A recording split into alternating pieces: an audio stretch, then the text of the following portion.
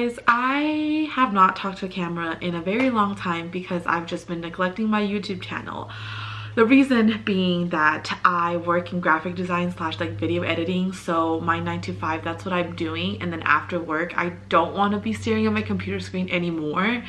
But recently during my workouts I've been like watching a bunch of YouTube videos, so I've been getting my inspiration back and like a new wave of excitement towards vlogging slash editing, which like editing has always been like my main interest, but you gotta vlog things to edit them anyways. And I decided that because I have a very boring life now that I just work, but I haven't done a reading, like read with me a reading vlog in a very long time, and this is a great time to start because March 25th, I think, the show Pachinko is coming out.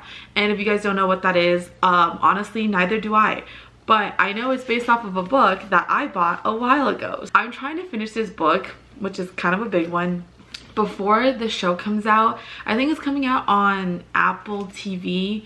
I don't know why I'm making it seem like this is a sponsored post. I have no idea anything about the context of the show, what any of it is. I just want to read the book so I can watch the show because I saw that a lot of people were raving about, like, I think the main actor, that he's like really attractive, and he was in like Boys Over Flowers, which was a K-drama from a while back, so that's been trending on like TikTok, Instagram, all of that.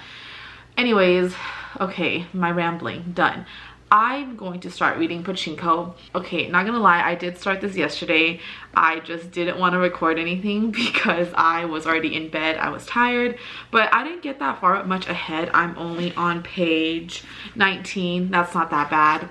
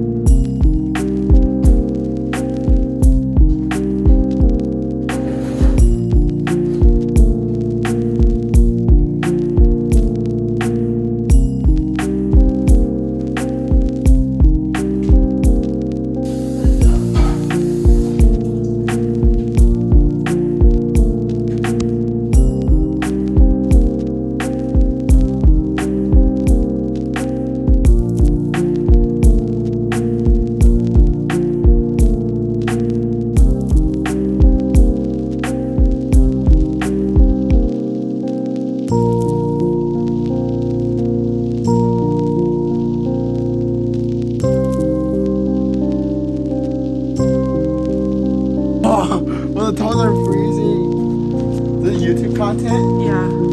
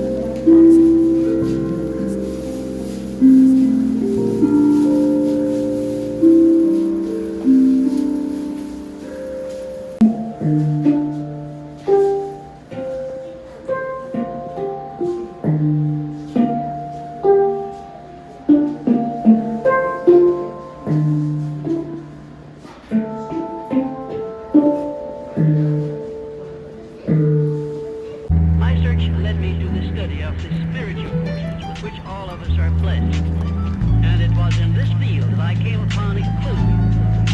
I want to describe my discovery in the simplest terms possible.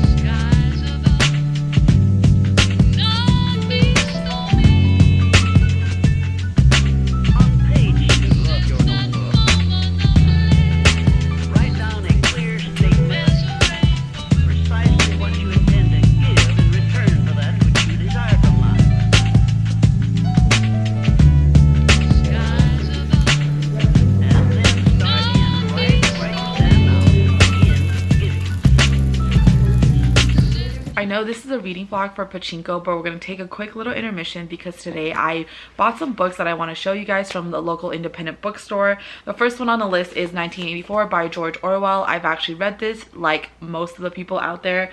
I just have never seen this cover before, and since it's one of my favorites. The second one on the list is The Stranger. This is another like modern classic that everyone has either read or talked about or like will read, and it's been on my TBR list. The next one is Brave New World. This is also like another modern classic. Heard a lot of things about, just have never read. The last one is Catch 22, and I got these great finds today and I'm so excited about them. Let's do a quick little update on Pachinko. I am on page 124, which is the start of chapter 14.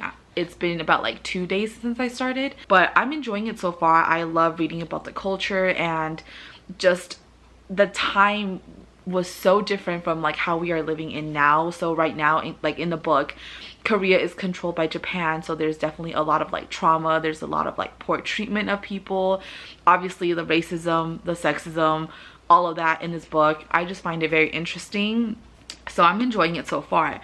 I guess another reason why I'm reading slow is because I never read one book at a time. I always like read 3 or 4, but they're always like super different from each other. So if anyone really cares, let's do a little quick chat about what I'm reading. Mary Oliver's Devotions. So this one I am like more than halfway through. This one is a poetry collection. I like to read poetry before I go to bed. Take that as you will. The other book I'm reading is called Confident Woman by Tori Telfer. I love her as an author. She wrote Lady Killers, which is one of my favorites. It's about female serial killers in history that have often been disregarded or written off as not real serial killers.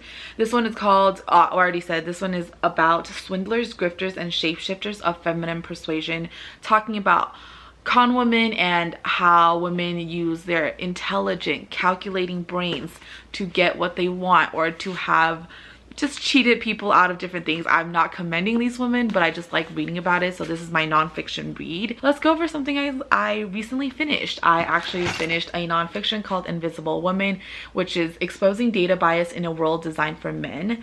This one was actually a fantastic read. It's definitely very like statistical, so if you guys aren't interested in a book that just keeps throwing numbers and facts and just data at you, this might not be for you. But let me just say, reading this definitely had my blood boiling, and you really just learn about how the world is centered around making men comfortable and what's convenient for them. And the 2 other books that I recently finished are Lullabies, which is a poetry collection. This one was kind of cute. Definitely gives like Instagram poetry vibes, but enjoyed it. I've had this for a while. I just never finished it. I don't remember if it was gifted to me or if I bought it, but there was a time when I was really into, I guess, like, let's just say Tumblr poetry. We've moved on, but finished this.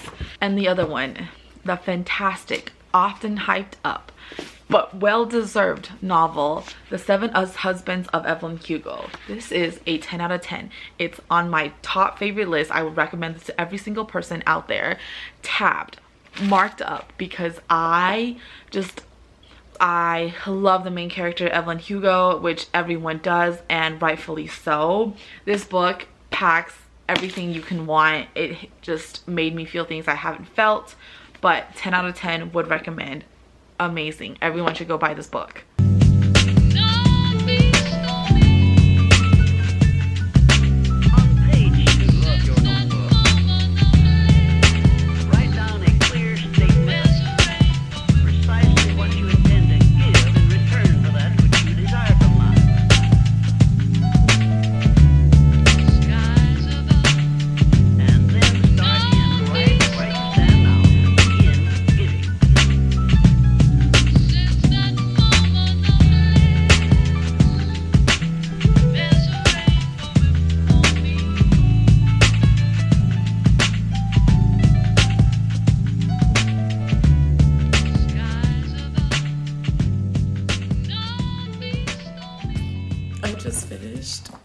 My book, Pachinko. Clearly I cried, so I don't know what to say. I'm going to let the book marinate for tonight and then give my thoughts tomorrow. But fantastic. It's been 24 hours since I finished Pachinko, and after sleeping on it and letting it marinate in my brain, I feel like I'm ready to talk about it. Maybe not emotionally, but let's get started. So I had bought this book about a year ago and I never reached for it because I ended up like moving across the world for a hot sec, and I just didn't want to find a digital copy knowing I had a physical copy at home and I was probably going to love it enough to annotate it and highlight it. So I just like kind of put it on my TBR list for a while, but it was also in fear that it wasn't going to live up to my expectations. So with books like these, where it's often talked about on like social media, I have a fear that people just over sensationalize it and over sensationalize the idea of this book rather than the actual story itself. But I saw that it was going to be turned into a TV show, so I thought, why not? A perfect time to just start reading it. That way I have a comparison when I finally watch the show. And let me just say, this book is not only empowering, it's thought-provoking, and I definitely feel like it's an essential read. And for people who don't know, let's go over the quick synopsis of this book. Pachinko is a fictional book, but is based on non-fictional backgrounds. It follows this Korean family that moves to Japan during the colonial period and the generations that come with it, and how a small little impact of a behavior of an instance can have a huge effect on the family for essentially the rest of their lives. And the story, it felt so alive. I had a special connection with all of the characters. I ached for the family when they went through hardships, and I definitely felt the joy when they triumphed, even just a little. Since it's a multi-generational tale involving so many characters, it's hard not to develop a soft spot for just even like one character, or for the family, or for like all the side characters that come in and out of people's lives. So this book definitely touches upon the heavy impact of social Darwinism, misogyny, and racial discrimination that continues in societies globally, especially in Asian countries, that still happen now. Despite it being a fictional story, the history, the culture, and the religion context draws an impeccable narrative of the colonial period, not often taught in Western education. And as someone who was brought up in the Western culture, we definitely do not touch upon Asian history or all of that as much as we should. We definitely just glaze over what was happening on the other side of the world during World War I and World War II and like all the different wars, because unless it involved America, we don't teach it. And even when we teach it, it's often wrong. So like in this book, I learned so much about the history and just how the culture and religion impacted them during this time period. I even had to like look up, I mean, I knew like major war dates, but I looked up the specific war dates that involved slash fit the timeline of the story, which I actually wrote down right here in the front. It's on a sticky note, but I wrote down like 1910 to 1945, Korea annexed into the Japanese Empire, because that, even though like the book is not a history book, it definitely, like, you definitely have to have the basic understanding or knowledge of history dates that are not necessarily brought up or focused on in the book, but it plays as a background of why these characters might be moving slash behaving in a certain way. It fits the context of the book. One thing I found really interesting is that the author did a great job pacing the story and not writing about every single detail that happens to the family. And when I say this, I mean like the author often leaves out writing like the big milestone moments like death, marriage. So by not focusing too heavily on the changes of each character or the characters' lives, it allows the reader to learn small facts through the progression of the story or from conversations between the characters.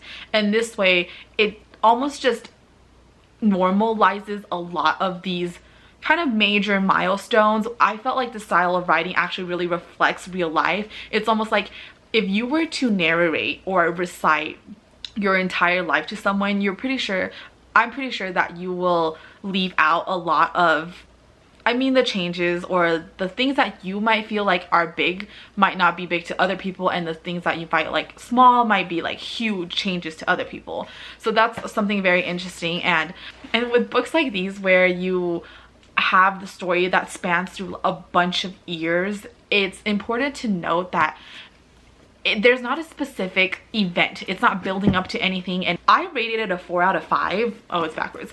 I rated it a 4 out of 5. I only reserved my 5 out of 5s for absolute masterpieces and books that I would read again and again, or books that I would recommend to literally everyone. That would be my 5 out of 5s. This was a 4 out of 5. Definitely close enough.